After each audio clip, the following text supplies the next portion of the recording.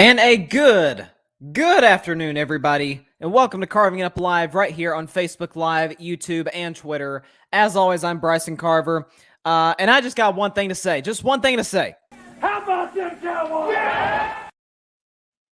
You know, I won't yell. I won't yell, how about them Cowboys, but how about them Cowboys? Didn't want to yell into the mic there. All right, yeah, of course I'm going to leave it the Cowboys. Got the Cowboy hat on. I'm going to talk about that in just a second. Winning without Dak, which was one of the most impressive Cowboy wins I've seen in a while. But going to talk about that. Going to talk about the Tampa Bay Buccaneers. Tom Brady, 3 turnovers against the injury-riddled Saints, certainly at the quarterback position. Jameis Winston is now out for the season, unfortunately, with the torn ACL. Going to talk about that, as well as Derrick Henry. Unfortunately, the best non-quarterback outside of Aaron Donald in the NFL. His season is likely over with a foot injury. Going to talk about Derrick Henry. Going to bring my man Alfred Parsard Jr. from the Metropolitan Report. He's been with us throughout the entirety of the MLB playoffs, MLB postseason. There will be a Game 6. Astros extended the World Series last night in Game 5, taking the Braves' last hopes away of clinching the series at home. Once again, we'll see what happens in Game 6. It's been a wild World Series, and as I said, going into the weekend, I didn't predict the games correctly, but going in the weekend, I said Braves are going to come out going into Game 6 up 3-2. Well, didn't happen exactly the way I thought it would, but it's happening. A lot of other things go on in the NFL. Von Miller just got traded to the Rams. There's a lot to talk about today, but we start with the Dallas Cowboys. There's no other way to start but with the Dallas Cowboys.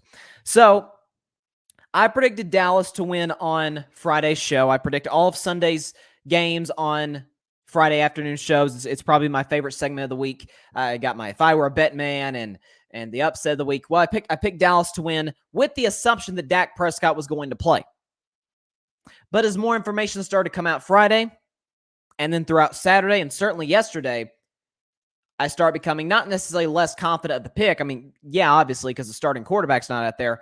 But as more information starts coming out, I'm like, I don't know if Dak's going to go. I even did an Instagram Live with my man. I'm sure he's watching right now. Patrick, shout out to him, big Cowboys fan. We were talking about on Saturday nights. You can check the whole discussion out on Instagram at Carving It Up Podcast. But we were talking about it, and we kind of both came to the same conclusion. It's not worth it. It's not worth it. Sit Dak. And in pregame warm-ups yesterday, he looked great. Chris Collinsworth pointed out when he saw Dak warm up pregame in the stadium in Minneapolis, he's like, oh, he's playing. But there's a video on Twitter, and I think even the Sunday night cameras on NBC got it, of Dak talking with Mike McCarthy and Britt Brown, who is the athletic trainer. And Mike kind of taps Dak in the back, and I'm assuming he kind of tells him, yeah, we're going to sit you tonight. And so you got this young kid, Cooper Rush, who is in his 5th NFL season out of Central Michigan. The only play I can remember from Cooper Rush's career, I remember I actually watched the play live, was a fluky Hail Mary against Oklahoma State in 2016 in his senior year. That's the only thing I remember about Cooper Rush. And by the way, was yesterday not the day of the backup quarterback? I'm going to get into some of that later in the show, but wow. But Cooper Rush, going into last night, 1 for 3 for 2 yards in his NFL career. Now, that's 2 yards better than you and me, but not exactly a great replacement, we would have thought, of Dak Prescott.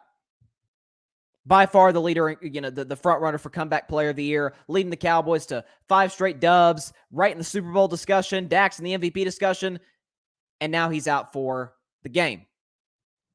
And so my thing was, got to feed Zeke, got to feed Tony Pollard, you got to rely on the run game, even though Minnesota's going to load the box now that Dak Prescott is out, because they don't respect who's in at quarterback. And what stunned me, Dallas did not run the ball very well at all. Now, some of that was that Tyron Smith got hurt in the first half and didn't play at all in the second half. Dallas only ran for 78 yards. Zeke only averaged 3 yards a carry. So the one thing that we felt like they could rely on with Dak out, no, they really weren't that effective. But Cooper Rush, he settles in. He throws that bad interception early. It was a terrible, terrible throw, terrible read. Just a mistake on his part. But as the game started to wear on, Dallas is keeping it close. Dallas's defense was the MVP of this game. Cooper Rush was great. I mean, don't get me wrong. The MVP of this game was the Dallas Cowboys defense, specifically the first-round pick from this year out of Penn State, Micah Parsons. Dude is a baller. I felt like he didn't miss a tackle all night. I think he actually led the team with 11 tackles. He was outstanding. Trayvon Diggs, first game of the season that he didn't get an interception. He still has 7 in 7 games, so, still got the averages going. But the first game, he didn't get a pick. Played great coverage on Justin Jefferson. I mean, how many, outside that first drive that Minnesota had when they scored a touchdown to go up 7-0 right off the bat, when did Minnesota get any big plays down the field after that? They didn't. So you give credit to Dan Quinn, the defensive coordinator, who has completely flipped this defense around. I said going into the season why I liked the Cowboys. A, the obvious, Dak Prescott's back. But the second thing was, I thought at the time, Dan Quinn can make this defense average. And I'll take it. If the Dallas Cowboys are the 15th, 16th, even 17th best defense in the league, I'll take it. They were 29th last year. This year, they're probably a top 10 defense and getting better. And so you look at all these variables. And what it came down to, and this was maybe the shock to everybody in this game, is Dallas gets the ball back, down 16-13, Cooper Rush, first NFL start. They showed multiple shots of his family, his wife, and his parents, and they're going through it more than anybody, right? I mean, can you imagine what the emotions they're feeling? And they showed his dad after the game, and it just looked like the very definition of a sigh of relief. It was a great scene there. But Kellen Moore totally opened up the playbook. Like, he didn't really limit Cooper Rush, certainly in the second half. He made good throws, made fairly good reads. The one fumble he had in the fourth quarter where he got rocked, that was not on him. That was on Tony Pollard. He missed his block, but that's another story for another day. That's more for a film breakdown. But drives him down the field. Amari Cooper makes a circus catch along the way, and they got a 3rd and 11. And I'm thinking, just get a dump off, little check down, maybe get 4 or 5 yards, and let Zerline kick the game-tying field goal. We're going to overtime. And that's exactly what Cooper Rush did. He dumped it off to Ezekiel Elliott, who made a few Vikings miss, got a first down to the 5-yard line. At that point, I'm thinking, feed Zeke. Like, if Minnesota stops Zeke, and that's how we lose the game, then that's how we lose the game. But you're going to ride your bell cow, right? Nope. It was a run play. That's what Kellen Moore called. By the way, once again, Kellen Moore, masterful job. We need to hire him as our head coach. But point is, Cooper audibles out of the play and throws the game-winning touchdown. What wound up being the game-winning touchdown to Amari Cooper. But what's interesting, here's a little tidbit stat. The Cooper Rush to Amari Cooper touchdown is the first in NFL history with a passer's first name and the receiver's last name are the same. Cooper, right? Cooper Rush, Amari Cooper. The Cowboys also have the only pass touchdown where the passer's last name and the receiver's first were an exact match. Andy Dalton to Dalton Schultz, which was also a game-winning touchdown, which was also against the Minnesota Vikings. What are the chances? I mean, seriously, it's kind of crazy to wrap your brain around. In both situations, the Cowboys coming off a bye week without Dak Prescott, and they come in and beat the Vikings. Now, let me shift to Minnesota's side of things, because Dallas, I think it's been established, this is a Super Bowl contender. In my view, it's Rams 1. We're going to talk about the Von Miller trade a little later, but it's Rams 1, Dallas and Green Bay are tied for that second spot, Tampa Bay a slot below. No disrespect to Tom Brady. I ain't never betting that man out. But as of right now, Tampa Bay is not better than the Rams, Dallas, or Green Bay. I think they're better than Arizona. But shifting to Minnesota's perspective, that was one of the worst losses by any team this season. And look, the NFL is a week-to-week league. I mean, like I said, Yesterday was the day of the backup quarterback. You had Mike White with the Jets. You had, by the way, former Cowboy. Yeah, obviously Cooper Rush, who we just talked about. And you had Trevor Siemian coming in relief of Jameis Winston, balling out for the Saints and helping them to victory over the Buccaneers. But for Minnesota, you're at home, off a bye. You get the break of breaks. But the Dallas Cowboys' best player is out. The best and most important player, he ain't playing, not even suiting up. Let me reiterate that you are playing against a quarterback who up until last night was 1 for 3 for a couple of yards. And your offense could do nothing.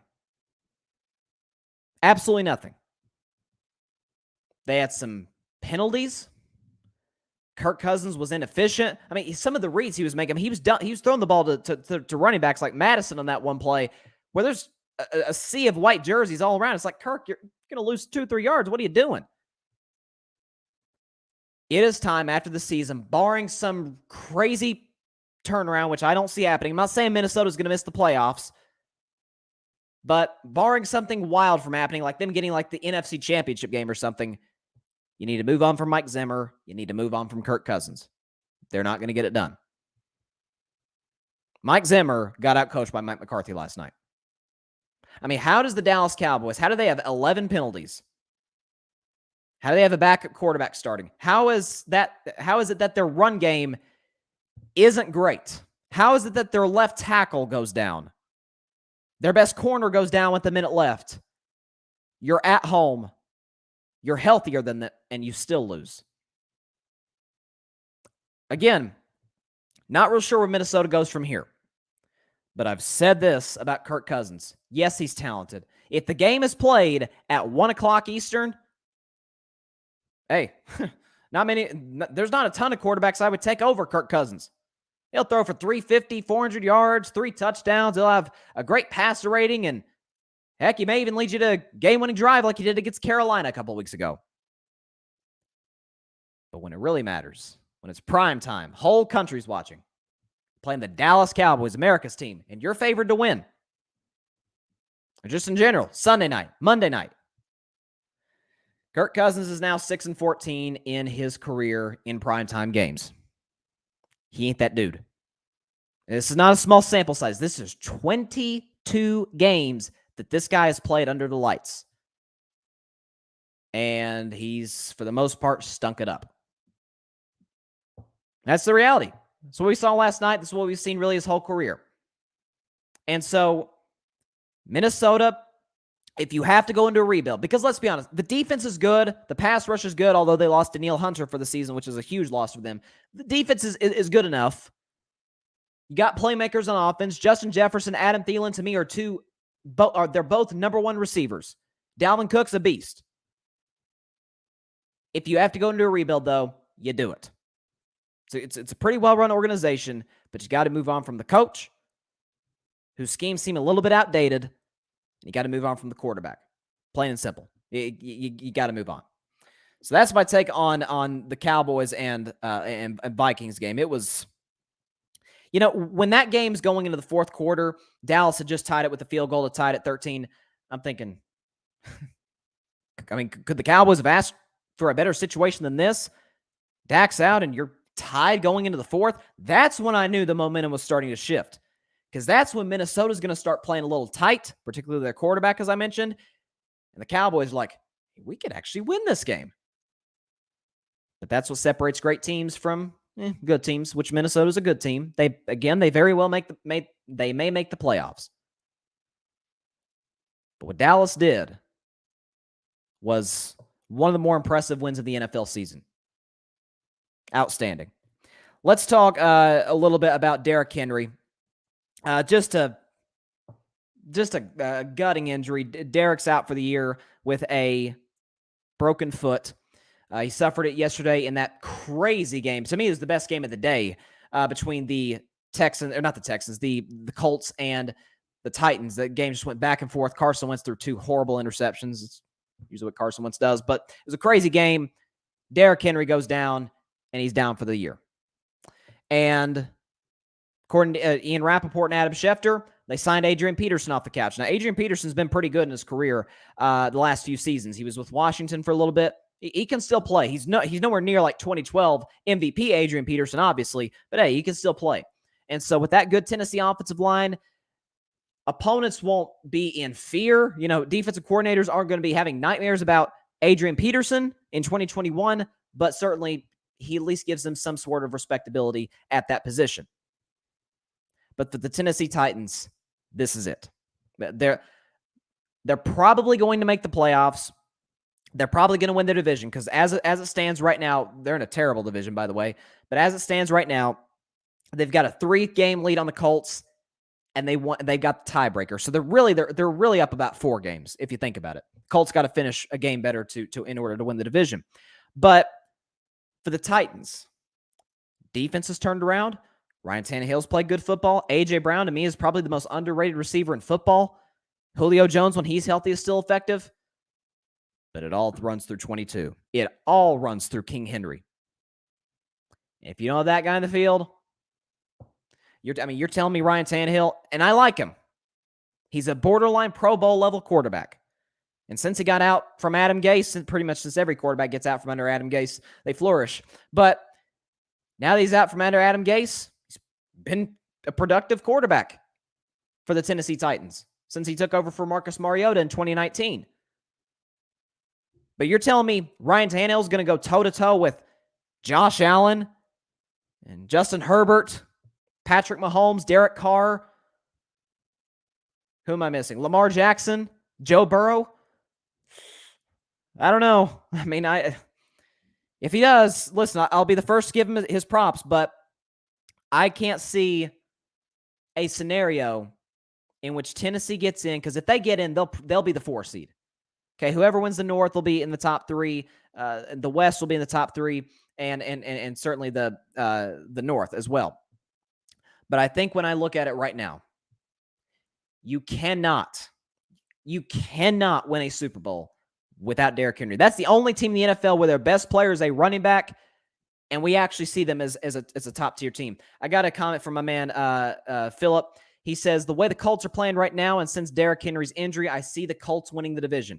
Well, the only thing about that, though, Philip, is now they got a game against the Jets on Thursday, so that helps a little bit, even with the Jets coming off a good win over Cincinnati, is that the Colts have to go something like 7-2 the rest of the season, whereas the Titans would have to lose. They'd have if the Titans win 4 games, they pretty much got this division wrapped. Because I don't see Indianapolis going on some crazy run.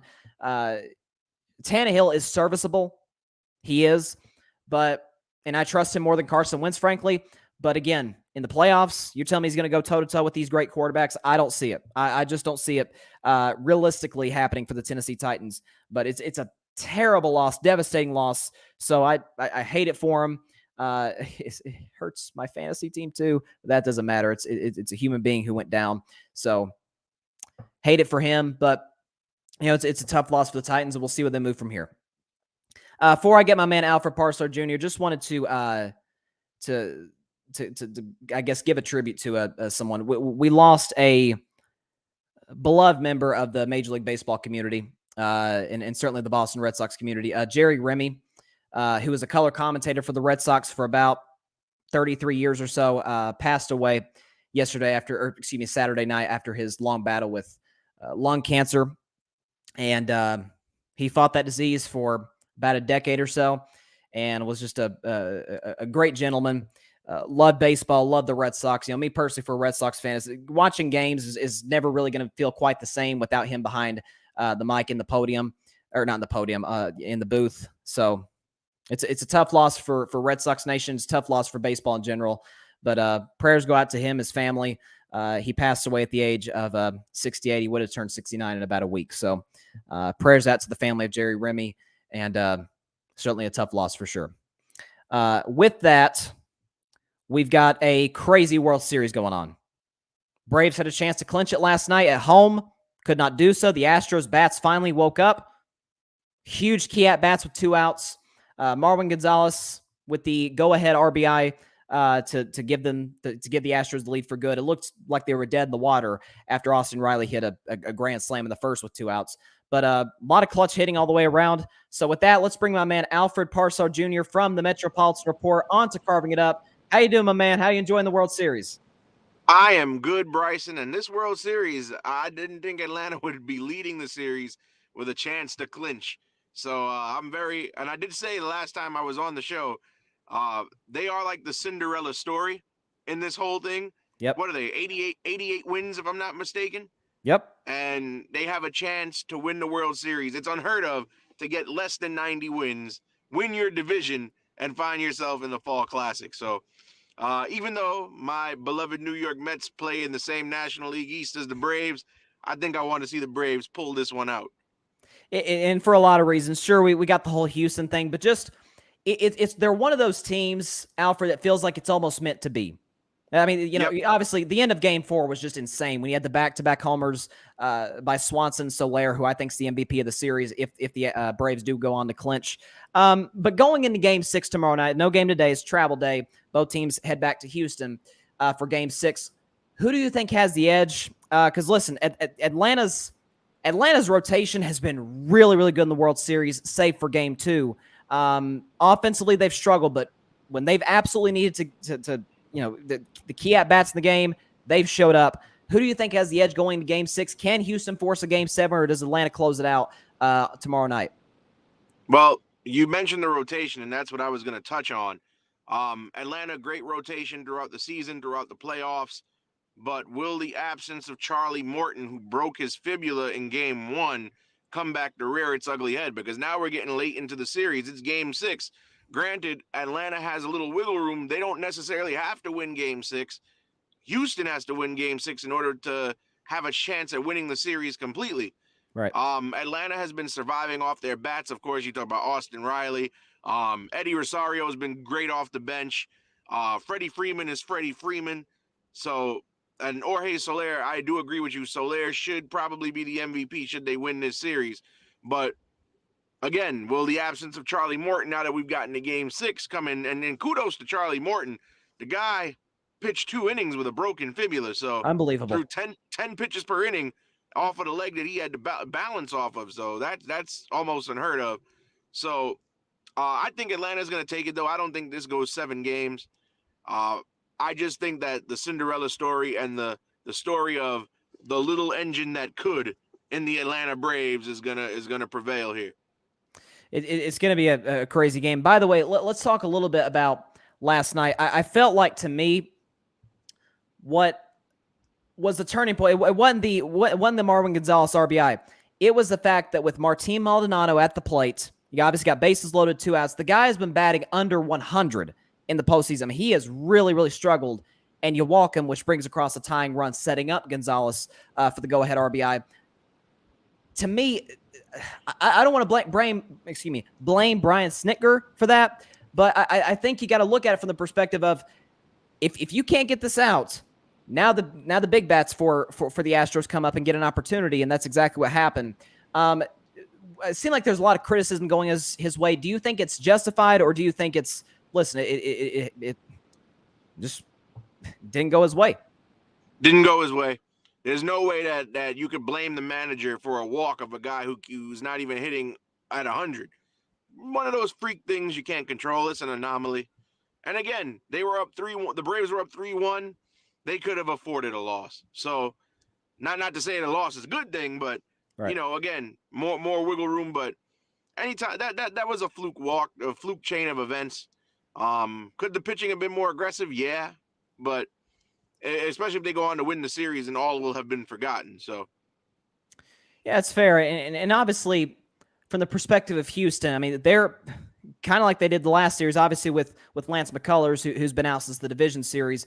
They've somewhat been running on fumes in regards to their rotation as well. They still, as of right now, they have not announced a starter for Game 6. Do you anticipate they may go with the bullpen game, or do you think it's do they go with Garcia off short rest? I mean, what are their options right now?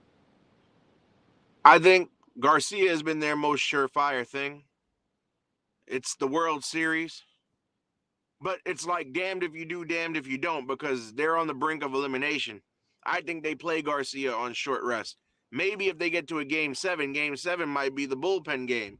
We've seen bullpen games in closeout World Series games before, i.e. the Dodgers last season against the Rays. Yeah. So, and it worked for them, and they ended up winning the series. So, but if I'm Dusty Baker, I'm throwing Garcia out there. Maybe you don't pitch him into the 5th or the 6th, but he would be the guy that would have to start for me, and hopefully he gets a start 3-4 innings, and the bats automatically just come ready to swing. Yeah, it's definitely fair points you bring up. When you look at the Atlanta Braves in this series, it's kind of a situation of not just the Braves, just this World Series as a whole. It's kind of been who doesn't collapse first, and you bring up good points in that regard. Do you think Atlanta will try to hold out their bullpen as long as possible, considering that they do have their starting guy going into Game 6? Do you think that he goes deep in the Game 6, maybe even 7th inning, considering if there is a Game 7, we want to make sure our guys are fresh? Yeah, that's a sound strategy, Bryson, only because bullpen arms, especially in today's era of baseball where there are not many complete games, there are not many late inning starters in late innings. I think that they try to hold on to their starter for as long as they possibly can, because if they do find themselves in Game 7, they are going to need bullpen arms. It's good to have them on reserve. So I think that Atlanta tries to ride the starting pitching in Game 6 tomorrow. It'll be the smarter thing to do. Also, it's also a smart thing to do because they're playing in Houston. They have a designated hitter in the lineup. Yep. So it's not like you have to worry about, my starting pitcher might have to take at bats. He might pull an oblique, might pull a hammy having to run down the bases. No. So I think playing in the American League ballpark tomorrow night is actually the Atlanta's advantage. Yeah, that's a really good point. Even if you're in that situation, you could even pinch hit Zach Greinke. The guy's like 2 for 3 in the World Series right now. So, to his credit. So you think the series is over tomorrow night? I think it's over tomorrow night. I don't see it going to Wednesday. I for the sake of the entertainment, I hope you're wrong. I'd love to see a Game 7. I agree with you. I think Atlanta clinches tomorrow night. I did pick Houston going into the series, and I said even last week I really hope I'm wrong on that because for multiple reasons. But Atlanta winning this championship, I guess this would be a better discussion for Thursday because by then we'll have a champion. But where does Atlanta go from here in regards to continue to build this? Because look, I don't want to call them a fluke team because that's not it at all. But we always talk about that. It's usually not the best team that makes the World Series or even wins the whole darn thing. It's the hottest team. And that's been the case for the Braves the whole second half of the season. Do you think that this is sustainable? Because remember, they do get Acuna back next season. That's an interesting question. You have to see what the other teams in the NL East and in the National League period do in the offseason, especially because you look at the list of high caliber free agents coming onto the market this season. Carlos Correa, Trevor Story, among other big names. Nobody knows where they're gonna end up or what trades are gonna be made prior to the winter meetings. So, do I think it's sustainable? And the Braves at full strength, if they can bring everybody back, I'm talking about Duvall, Soler, the guys they acquired at the trade deadline. If they can if Marcell Ozuna can clear up his legal issues and Ronald Acuna comes back better than before, that's a scary offense. Yep. I would put them at probably on paper the second best offense in all of baseball behind the Dodgers when healthy. So yeah. And especially because there's a rumor now that there's going to be a universal DH, so they can afford to keep all these slugging outfielders. So they could be a problem. But then again, can we, like you say, we could call it a fluke this year because they struggled the first half of the year. But historically, if you check the standings, they've won the NL East more than any other team in that division. More than the Mets, more than the Phils, especially in the Bobby Cox era, they won 16 straight division titles. So obviously more than the Marlins. So I think they'll still be the class of the NL East. Will they become a dynasty and win another championship? That I don't know. I mean, I think dynasty talk, I mean, you know how I am. I think even Houston winning, I would say, look, it depends on how you define dynasty. I've always defined it on rings. And in that case, you say 2 rings in 5 years. One of them, you can't really put too much weight or too much worth on that. But when I look at Atlanta, and you brought up a point that I was going to make about the universal DH possibly coming into the National League, which I'm all for. Do they possibly go make a move and go get a Kyle Schwarber? Because I think Kyle Schwarber's going back to the National League. Do you think they maybe try and go acquire him? Or do you think they want to go with a guy like Duvall and stick with him as their DH? I think they'll keep what they have only because the guy's been in the clubhouse. And remember, before he went to the Marlins as a free agent this season, he was on the Braves for years prior. So, they probably don't want to mess with that chemistry. And then again, Schwarber's an outfielder. They already have a crowded outfield. Acuna, judging that they come back regularly. Acuna, Ozuna, Duvall, Soler, and even Eddie Rosario if he sticks around. So that's fair. I think Game 6 is going to be, from a strategy standpoint. I mean, you got obviously Snitker and you got Dusty Baker, who's obviously coaching his or managing his for his championship life. I mean, this is probably the best chance he'll ever have to finally get that World Series that he's so desperately coveted. This is, he has won the most games, if I'm not mistaken, of any manager to have not held the Commissioner's Trophy. So, Game 6 is gonna be crazy. By the way, before we let you go, and it's so ironic that our guy John Rivera had to get in here and make his thoughts heard about a certain team from East Rutherford, New Jersey. Were you in the building yesterday when Mike White had the game of his life? Yes, I was. And it's funny because normally the fans at MetLife yell JETS, Jets, Jets, Jets. The chant yesterday was Mike White, Mike White. Like it was amazing. A lot of talk around MetLife was Zach Wilson doesn't have a job when he comes back. I mean, listen, I don't know if he'll come back. Do they rest him for the rest of the year and I guess have him on the sideline? I don't know how much that helps him. But listen, I think I had the Bengals like 34 or 37-14, something crazy. I mean, backup quarterback against a hot team. I get it, you're at home, but listen, that was, like I said, yesterday was the day of the backup quarterback, and Mike White was the first guy to kind of lead that off. But credit to y'all, it was a good win. And Go ahead. I'll even go one further, because for somebody who was there live and watched the game, he throws over 400 yards, 3 touchdowns, receives a 2-point conversion as well. Yep. And honestly, it's not, those 2 interceptions he threw weren't even his fault, because one was off of the fingertips of Jamison Crowder and the other one was off the fingertips of Michael Carter. Had they not stuck their hand out, the ball doesn't deflect into the defender. So, he played a heck of a game. I believe he broke the record for the most yards and I believe completions for a quarterback in their first NFL start. So, you might NFL have to record, not a Jets that. record? Not NFL record, not a Jets record. Wow. So, and he's also the first Jets quarterback since Vinny Testaverde to throw the most yards in he has the Jets record for most yards in their first Jets start. So, listen, what was it, a fluke game? We won't know until Thursday because we got the Colts on Thursday, but that's a tough one. Especially, Indianapolis can be playing desperate football, coming off their tough loss, being at home. But I mean, listen, we'll see. Maybe this is maybe Mike White is the Atlanta Braves of the NFL. We'll see. Maybe he's the Cinderella story. But hey, heck of a win by y'all, and we'll see where the Jets go from here. But Alfred, appreciate you coming on. Would you like to come on Thursday after the World Series? Love to have you on. I'll be here Thursday. We can talk about the series. Yes, sir. Looking forward to it, man. Appreciate you coming on, Alfred.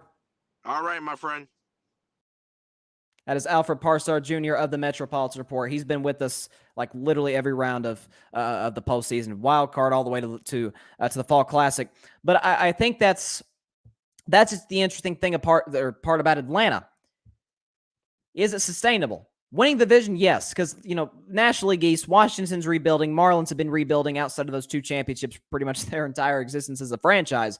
But then you obviously got the Philadelphia Phillies, who don't know how to build a baseball team. They're spending money for guys that they really shouldn't spend money on. And obviously his beloved New York Mets, who maybe they make a turnaround, maybe they don't. But especially in a national league, would you obviously got the Dodgers who are coming back. They got some questions in the offseason, but listen, they'll be right back here next year as they are every season. The Padres obviously getting a new manager is huge for them. They've got a talented ball club. They just totally fell off the second half of the season. What do the Cardinals do? I mean, there's a lot of questions. Brewers. So the Cincinnati Reds. There's so many variables in that National League. So listen, man, it's. I don't want to look too far ahead to 2022. Let's enjoy the rest of the World Series. But it's always interesting how these Cinderella teams, they win the title, but then can they expound upon that? We'll see. But can't wait for Game 6 tomorrow night, man. It's going to be crazy. I think Houston, if I'm not mistaken, is favored to win. So, being at home, coming off, their best offensive output of the World Series at this point in their biggest game, it's going to be fun. All right, let's talk a little bit about Von Miller, who thus far, this is the blockbuster trade of the deadline. Von Miller was traded to the Los Angeles Rams from the Denver Broncos, which he played for 11 years. Obviously won the Super Bowl MVP, sent Peyton Manning off into the sunset. Von Miller sent Peyton Manning off into the sunset, not Peyton Manning. Obviously his dominant performance all playoffs long, and then he just terrorized Cam Newton all day. Cam Newton really hadn't been the same since number 58 in orange was, harassing him the entirety of that football game. But Von Miller is now an LA Ram. Traded him for a couple picks. And this is, to me, what makes the Rams great. Not that they have a great roster. It's how they got the great roster. Yes, the draft matters. It does. They drafted guys like Cooper Kupp and obviously Aaron Donald and guys like that. But what makes the Rams special, what makes them a first-class organization, man, they're aggressive. I mean, they take huge swings. They're not getting like good players like, okay, yeah, we know his name. No, they're getting future Hall of Famers. I mean, they got Andrew Whitworth before 2017 when Sean McVay first came in because they're like, okay, we need a left tackle to protect our quarterback. A couple of years ago, they go out and get Jalen Ramsey, who's arguably the best cornerback in football. They go out and get him to shore up their secondary, and he's had an outstanding season. And then last year, coming off the whole Jared Goff mess, they say, you know what? Yeah, we did go to Super Bowl with Jared Goff. Yeah, we went to the playoffs with Jared Goff. It's not good enough. This is it. I mean, look, LA, you got the Dodgers and the Lakers. Like, we kind of want to keep up. LA is like Miami and some of these, big cities. I'm trying to think of another one like San Francisco. These big cities, there's a lot of things to do other than just watch game. I mean, Lambeau's going to be, whether Aaron Rodgers is a Packer next year or not, Lambeau is always going to be sold out. Like, what else are you going to do in Green Bay? No offense to that town, but what else are you going to do in Green Bay except go see a Packers games on Sundays in the fall? And so the Rams, they're dealing with a whole different set of circumstances.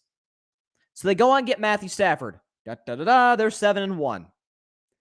And now they got Von Miller, which they add to probably what is now the best defensive line in the NFL. It's unbelievable. Philip says, how about them Cowboys in all caps? Exactly how that should be typed, in all caps. Let me play it again just for good measure. How about them Cowboys? Yeah!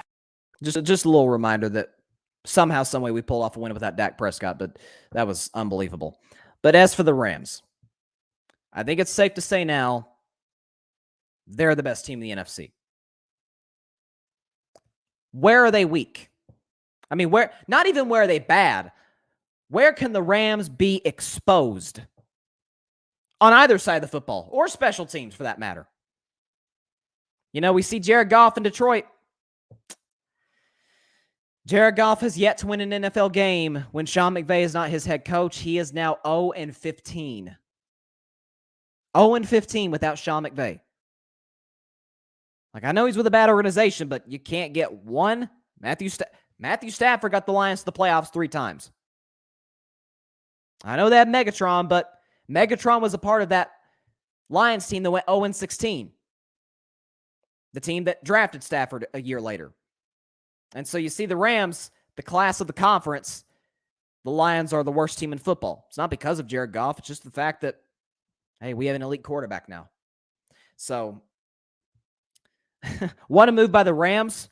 Caught me off guard. I didn't even know Von Miller was available. obviously in Denver's situation, I'm sure some fans might be upset, but, obviously because of what Von Miller did for the community, helping them bring a championship to Denver for the first time since Elway did it in the late 90s. But you got to look at this from the Broncos' perspective. And I thought they could have gotten more for Von Miller. But listen, you trade him to the opposite conference, so you don't have to play him, every year or two. Get picks. This is not a Broncos team. Maybe they get in the playoffs. I don't listen. As crowded as the AFC is, I doubt it. Maybe they do.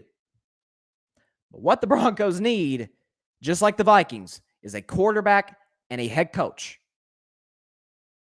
It's not that they're bad. It's just they're not good enough. And Teddy Bridgewater isn't leading you to anything special. Neither is Vic Fangio.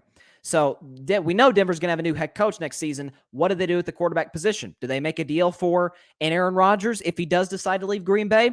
Do they like any of these quarterbacks coming out of next year's draft? Who knows? But you do it for Von Miller. You help. You give him an opportunity to go win another Super Bowl with another franchise. My man Ryan Flowers, shout out to him, Clutch Sports Talk. Go check out his show. He says, I'm not sold on the Von Miller trade. He is good, but I'm not going to get excited. Well, the thing about, you're not expecting Von Miller to be 2015 or even 2016 Von Miller, which is probably the most dominant pass rusher in the game at the time. Certainly most dominant, outside linebacker. And, he puts out, Miller's a 3-4 linebacker. Well, that's what the Rams run. They run a 3-4 defense. And so he fits in perfectly at that. You obviously got Leonard Floyd there. So that's a dominant Rams defensive line. And so Von Miller's not getting doubled. Aaron Donald's getting doubled and sometimes, in some cases tripled. I mean, and he's still getting the quarterback. So Von Miller's going to have more opportunities now to get to the quarterback with the Rams than he did the last couple of years with the Broncos. Obviously, he's had some injury issues, but that's the reality of the situation right now. So I think it's a great trade for the Rams. They're saying, look, we're going for it. And I love franchises that go for it. I heard Max Kellerman say for years of ESPN, he said, fortune favors the bold. Why does it always seem that good luck often goes in the direction of the team that is aggressive or goes for it? Because they have just enough. Look at the Cowboys right now. A lot of close games they played, but either they've had better playmakers, they've had better play calling offensively by Kellen Moore, play calling defensively on the part of Dan Quinn. Fortune favors the bold. You got to go out and make these moves, especially in this conference with Brady, Dak, Aaron, that bad man, Kyler Murray. I mean, even the wild card teams, the NFC, they're not scrubs. I mean, the New Orleans Saints are 5-2. Speaking of the New Orleans Saints, let me give this stat, by the way, as we shift to Buccaneers and Saints yesterday. Saints winning. Obviously, they won the game by 2 scores, but the pick six, made the score a little bit bigger than what it was when if you watch the game. But Albert Breer tweeted this yesterday. He said he tweeted this: the Saints are now 12-3 since 2018. Since 2018, the New Orleans Saints are 12-3 without Drew Brees in the lineup. And as Albert points out, that's not a shot at Drew Brees. This is one of the greatest quarterbacks ever. It tells you how great of a coach Sean Payton is.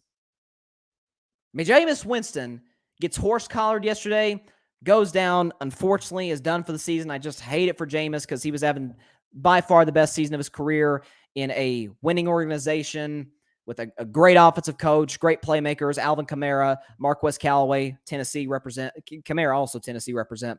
But playmakers around him, good offensive line. They get Mark Ingram in a trade from the Texans, and he goes down the way he goes down against his old team, which maybe makes it that much worse. I don't know. But he goes to Trevor Siemian, who's been all over the league. Hey, I mean, he's bounced everywhere. Denver, Minnesota. I mean, he's been everywhere. And you trust Trevor Siemian. They almost trusted him too much in that red zone trip right before Tampa Bay got the ball back in the last 2 minutes. I mean, I feel like Sean Payton's clock management was atrocious. It was terrible. But the point of all of it is, for the Saints, if they can get that franchise quarterback, is it Jameis? I don't know. I think they give him another shot next year because the quarterback draft is weak and they do have a good roster and they do have a good coaching staff, so they can give it one more go for a full season, and I anticipate that they would do that unless and Aaron Rodgers or somebody of that magnitude is available. But I think they run it back with Jameis if that's not the case. But for New Orleans, that was a clinic, a coaching clinic. I mean, no offense to Bruce Arians, who's a very good coach. He's a champion now. But the Buccaneers were penalized 11 times yesterday. I get it, they're on the road. I get it. It's the Superdome in New Orleans, which is one of the hardest venues in the NFL to play. Certainly now in 2021, now that we've got fans back in the stands. That's that Arrowhead. I mean, those are tough places to win road games, and I get that. And for some reason, the Saints are Tom Brady's kryptonite. And I got to admit, I hear Tom Brady's getting a lot of somewhat praise, right? Because Tom Brady did what Tom Brady always does, and that's he's down 23-7 and leads Tampa Bay back.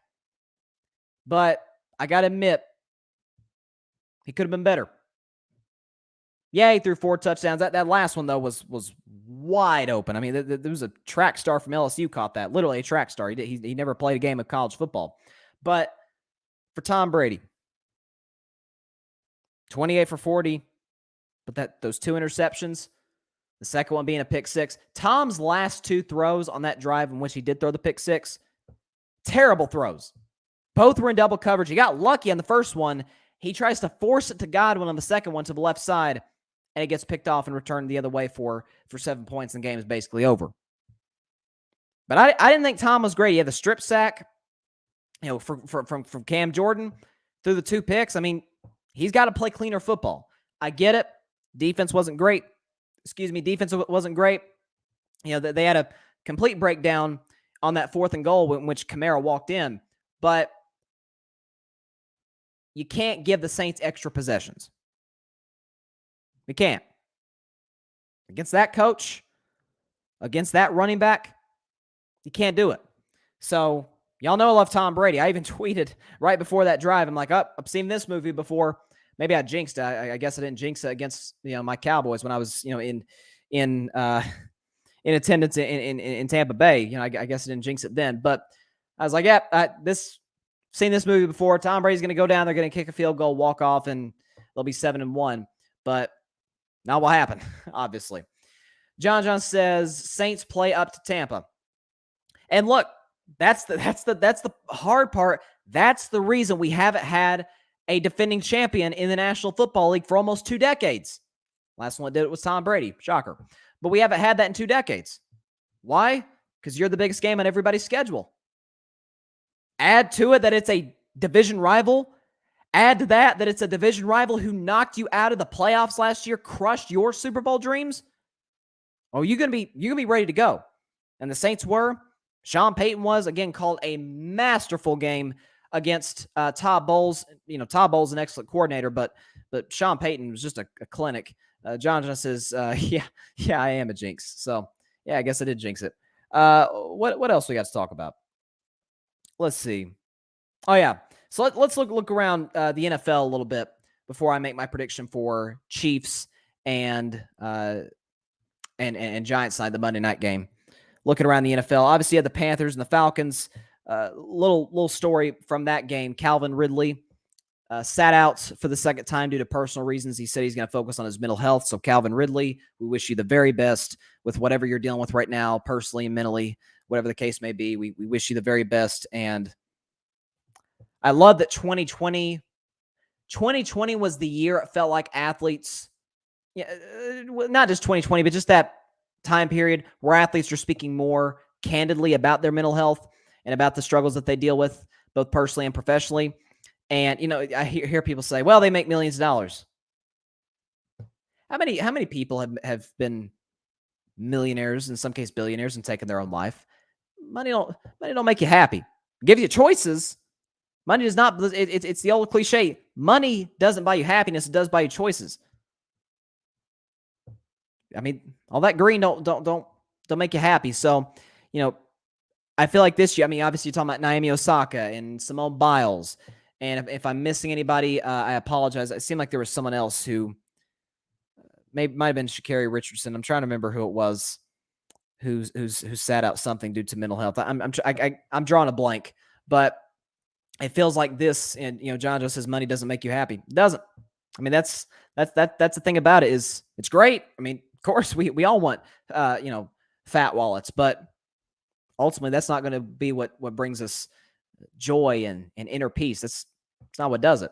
It's the people in life. That's what brings you happiness.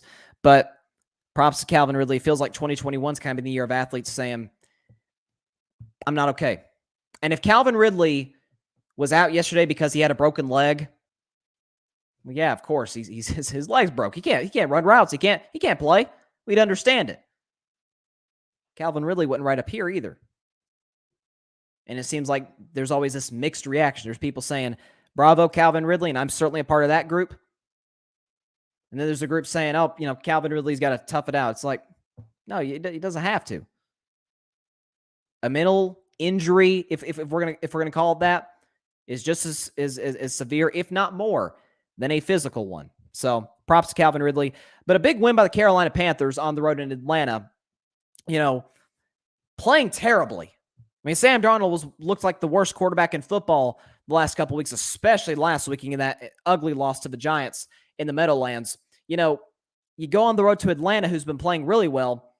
Sam Darnold, who actually got knocked out of the game, we'll see if he ends up playing. I don't know if the Panthers are on their bye. No, they're playing next week against New England, who's playing well. We'll get to New England in just a second. But they ran the ball for over 200 yards. That was what carried them. They played ball control. Time of possession. Where's time of possession? Yeah, they beat Atlanta by about 11 minutes. So they kept the ball out of Matt Ryan and Kyle Pitts' hands. And that was ultimately the difference. Matt Ryan had a play in that second quarter where he got stepped on. His hand was all bloody. It was kind of nasty, but it was a good win by the Panthers. Keep themselves right in that NFC wildcard mix, midway through the season. I can't believe we're midway through the season, but we are. The Bills beat the Dolphins 26-11. That game was way too close the first half. If I'm not mistaken, it was knotted at 3. Tua was, and that's the problem with the Dolphins. That's why they're in talks to acquire Deshaun Watson. And, all the reports coming out of Houston is that Deshaun's going to be a Texan after, or really a Texan in name only, if we're going to be real. I mean, he's not going to play this season. But Deshaun, according to Ian Rappaport, is going to be a Texan after tomorrow's trade deadline, which I think is about 4 o'clock Eastern, 1 Pacific time. Barring something crazy from happening, no trade for Deshaun Watson. And so that's why the Dolphins are in talks to try and acquire him. Because, I mean, how much can he really do it to? I mean, you got the Dolphins now have lost 7 straight. I had them making the playoffs this year. That's not going to happen. But this notion that Brian Flores is on the hot seat, if the Dolphins fire Brian Flores, they are committing organizational suicide. Literally. You cannot get rid of this guy. He has turned your organization around. I mean, complete 180. He starts his first year. They go 5-11, but they got a little hot at the end of the season. Last year, doubled his wins to 10. They're having an awful year this year. It happens. Took a little step back. But who do you suggest they hire that is better than Brian Flores? They got to keep this guy. They need a new quarterback. They cannot let go of this head coach. He is. I think it'd be absurd to fire him. Absurd. John just says Watson staying this year. Yeah, he is. There's no question about it. I'd be stunned if he got traded at the deadline. I think everybody would be. You got the 49ers who beat the Bears. Bears lost the game, but Justin Fields might have had the play of the day. I mean, you had the 4th down and 1. He's escaping, getting out of pressure, and runs for a 22-yard touchdown. Justin Fields has wheels, man. He showed it at Ohio State. Actually showed it in high school, too. I've seen some of his tape. He was, an excellent runner of the football. He's continuing to get better and better every week. And what you want to see out of rookie quarterbacks, what you want to see is this, maybe they're not all that efficient. Maybe they have some bad turnovers. Do they make those flash plays? Do they make those wow plays, as I sometimes call them? GCPs, as Kurt Warner calls them on NFL Network, game-changing plays.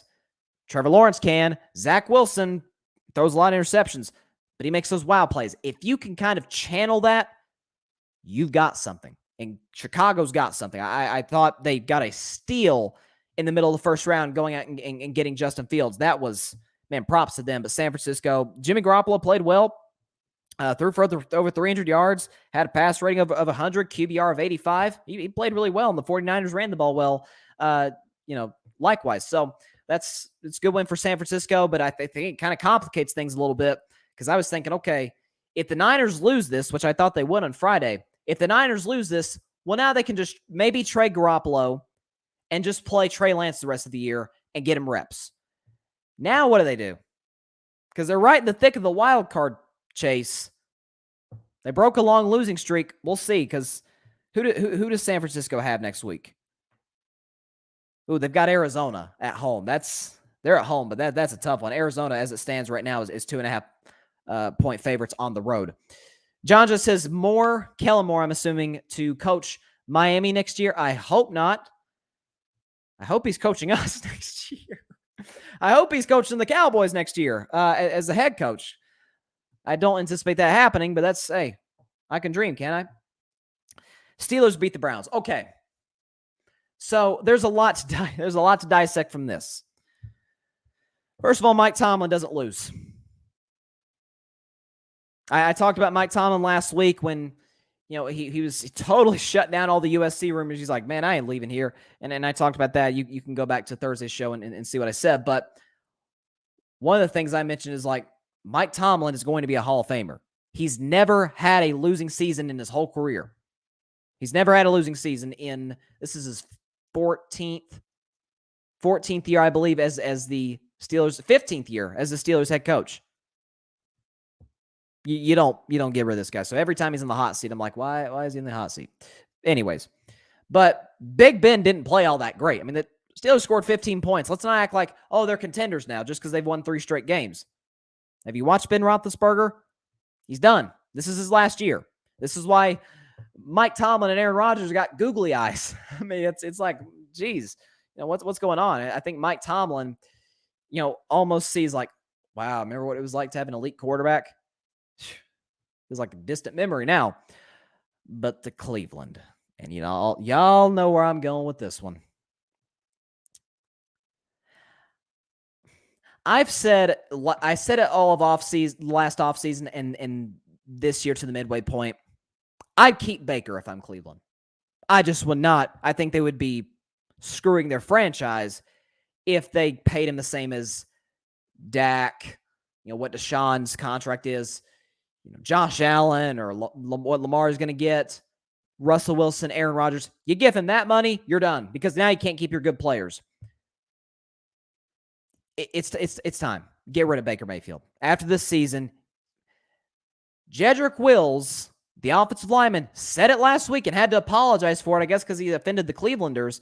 But he said he told the truth when they were asking him about Case Keenum starting the previous Browns game against the Broncos. He said, yeah, I didn't see much of a difference. And what difference is there? Yeah, Baker's probably a little better than Case Keenum, although Baker's never been in the NFC or conference championship game. Case has, but both are kind of undersized, not very mobile, fairly accurate. Neither has a great arm. They're kind of the same guy. And there wasn't that much of a change in the Browns. Case to Baker. There's just not. John just says, yeah, you got to take less. He does. He's missing receivers all over the place. Yes, I get it. Jarvis Landry had the fumble. So obviously, that's not on Baker. But Odell had 1 catch for 6 yards. They don't work together. Trade Odell. Get Odell, man, to an elite quarterback. Like, I don't think that this guy just went from being one of the best receivers in the league, putting up Randy Moss numbers, to a bum. Why has he all of a sudden looked like a bum the last few years? Somebody's got to get him the ball. You say what we want about Eli Manning. Eli Manning gave Odell a lot of opportunities, and Odell cashed in. Baker's not doing that.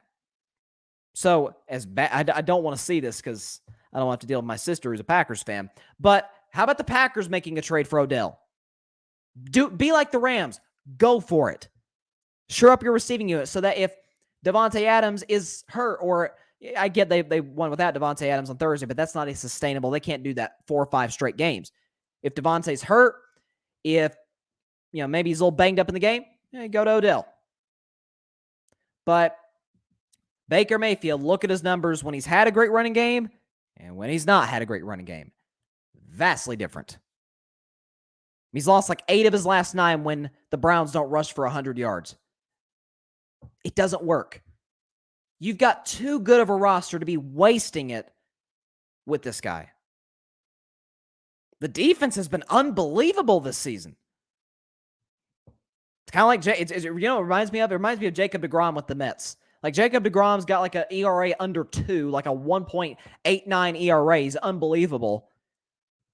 But the Mets are losing games like 2-1 because he can't get any run support. That's the Browns defense.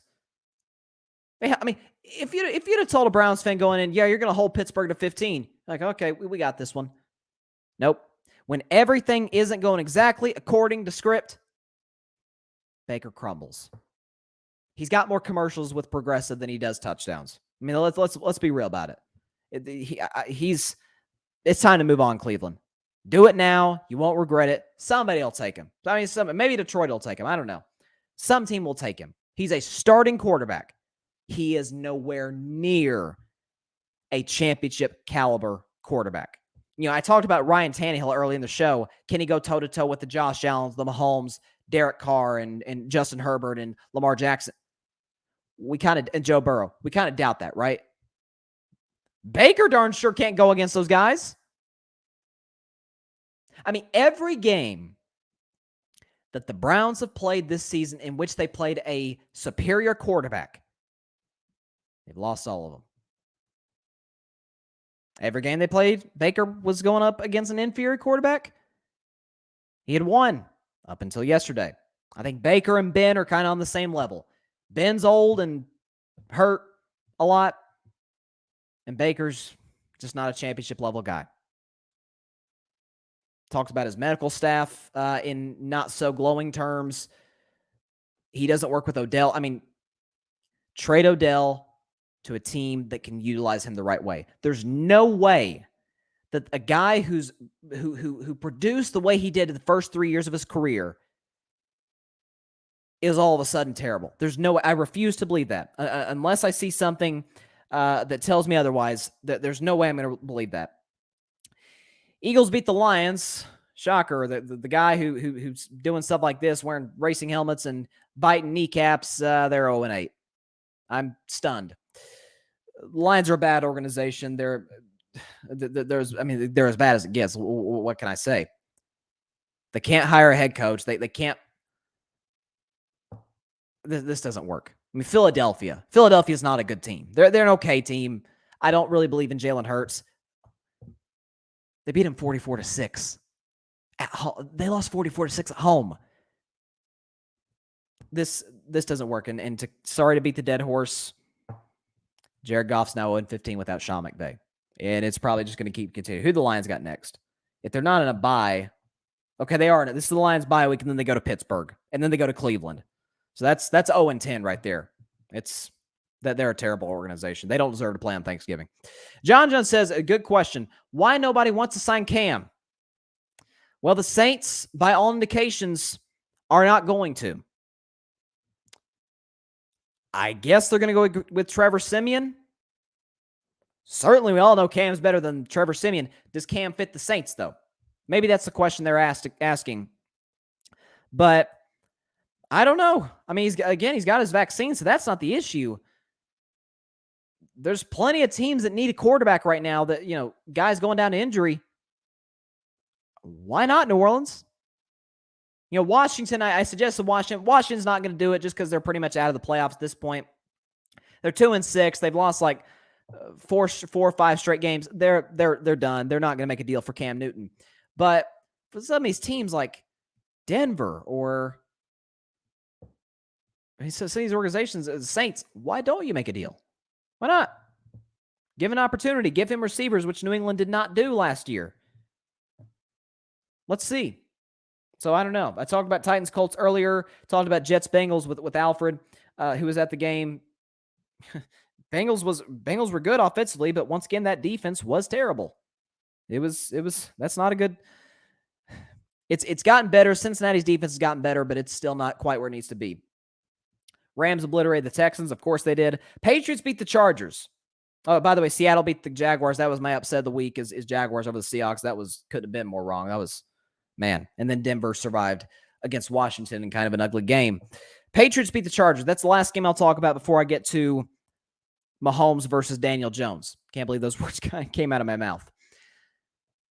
For the New England Patriots, I got to say, I've always said about Bill Belichick that I think it's absurd to call him the greatest coach of all time. Because my thing is, what has he done without Brady? He's made the playoffs one time in 8 tries, not counting this year. In 8 seasons, he's made the playoffs one time without number 12, the greatest quarterback of all time. But I will say this about Bill Belichick, and this is, I've always been consistent about this. 1, he's a great defensive coach. He's a great defensive coach. Look at what he did against the greatest show on turf in that first Super Bowl that the Patriots won, in which Tom let him down and Vinatieri kicked the game-winning field goal. Held one of the greatest offenses we've ever seen to 17 points. Against the Rams, albeit Jared Goff, held them to 3 points. So he's a defensive mastermind. But New England, only 4 penalties. They're always disciplined. And stop with the Mac Jones stuff, guys. Please. People like Mac Jones was just dealing yesterday. 18 for 35, 218 yards, QBR 52, no touchdowns, passer rating of 71. Please stop with Mac Jones. Please. I'm asking nicely. Please. Mac Jones outplayed Justin Herbert. Yeah, that's because Justin Herbert played his worst game as a pro. Herbert, I don't know what happened to him. He was terrible. Same completion percentage as Mac Jones, but threw 2 bad interceptions. Second one was a pick 6, a QBR of 16, and a passer rating below average, 66. So Herbert was garbage. That was the biggest reason. But listen, this Patriots defense is really good, and New England's schedule isn't easy the next few weeks, so we'll see. But they're very much in the playoff conversation. They're not in the playoffs if the season were to end today, but they're certainly in that wild card mix. So listen, props to New England for a good road win in LA with the Chargers coming off a bye as well. All right, Monday Night Football. Here we go. It's going to be a fun one. Giants, Chiefs. Boy, do the Chiefs need to win. Boy, do they need it. If they lose tonight to the Giants, man, there's going to be some real questions, about this organization. Possibly. As it stands right now, the Chiefs, though, are big home favorites, 10.5. I need Patrick Mahomes to go absolutely insane for me to stay undefeated in fantasy. I don't think that's going to happen. Shout out Mike Guido. He's probably going to get me this week in fantasy. Props to him. But this is a Giants defense. Being blunt, isn't very good. It isn't very good because when you look at, take away Carolina, Sam Darnold gave them opportunities. They gave up 38 to the Rams and 44 to the Cowboys. 30 to Washington. 27 week 1 to Denver. This is not a very good defense. On the road in Arrowhead, Chiefs need a win. Again, if they don't win tonight, their chances of winning a Super Bowl to me go down to 0. They can't win a Super Bowl to me if they don't win tonight. Because morale matters. Winning games. Now we're in November. I mean, it's time to start winning some football games now if you're the Chiefs. But I think they bounce back. I think they even their record at 4-4, and I believe they win this game 42-20, covering the 10.5 point spread. I've got the Giants scoring 20, not because they're a great offense. I don't even know if Saquon's playing or not, but I still don't trust Kansas City's defense. Daniel Jones will make some plays, but Patrick Mahomes, when he's at his best, he is probably the best quarterback in the world. And those playmakers, Travis Kelce, Tyreek Hill, they're going to be ready to go. So I got Kansas City winning this game 40-20. Now, this week, you probably want to take that for a grain of salt because I'm 6-8 in my picks. By far the worst week I've had predicting games this season after I had 3 straight weeks of correctly predicting 10-plus games. So this is one of them weeks for me. It's a crazy week in the NFL to begin with. The day of the backup quarterback. What a day it was. Just one of them weeks in the NFL, man. By the way, in college football as well. That Michigan State-Michigan game was nuts. But a lot going on in sports right now. World Series Game 6 tomorrow night. If there's a Game 7, that'll be Wednesday night Astros, Braves. I got Braves closing it out tomorrow night, winning the championship, winning the World Series for the first time in over 2 decades. So it's going to be a fun Game 6. Going to be a fun Monday night game tonight.